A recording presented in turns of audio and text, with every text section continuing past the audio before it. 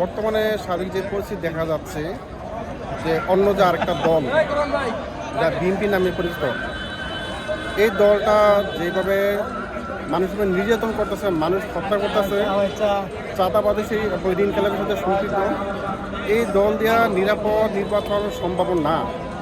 এখনও সময় আছে। বাংলাদেশের প্রশাসন, প্রধান উপদেষ্টা বা নির্বাচন কমিশনার তারা যদি শক্ত ভূমিকা এখানে না রাখে, অবৈধ অস্ত্র এবং যারা এইভাবে দুর্বৃত্তরা এইভাবে দুর্ঘটনাগুলো ঘটাইতেছে তাদের পরিবর্তে বিচার না করে সুষ্ঠু নির্বাচন করা এই দেশে মনে সম্ভব না।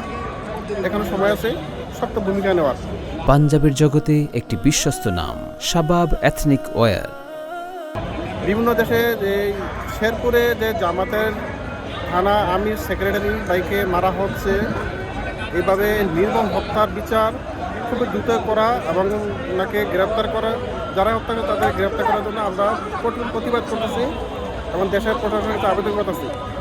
বিভিন্নভাবে যে মেয়েদের হেনস্থ করা, মেয়েদের উপর বুকে হাত দেওয়া, মেয়েদের উপর লাথি মারা, বিভিন্নভাবে যেভাবে অত্যাচার করতেছে, যেখানে যা হচ্ছে এগুলো প্রতিবাদ করা এবং তাদেরকে আইনের আওতায় নিয়ে আসা।